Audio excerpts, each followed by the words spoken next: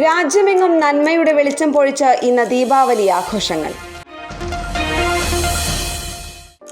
Hong Kong വിമാനത്താവളത്തിലെ റൺവേയിൽ നിന്ന് കടലിലേക്ക് കാർഗോ വിമാനം മറിഞ്ഞ് 2 മരണം. ഗാസ ആക്രമണത്തിന് ശേഷം വെടിനിർത്തൽ കരാറിലേക്ക് മടങ്ങുമെന്ന് ഇസ്രായേൽ. ദീപാവലി ദിനത്തിലും ഡൽഹിയിലെ വായു മലിനീകരണ തോത് വർദ്ധിച്ചു വരുന്നതിനാൽ മേഖലയിലുടനീളം നിയന്ത്രണങ്ങൾ ഏർപ്പെടുത്തി.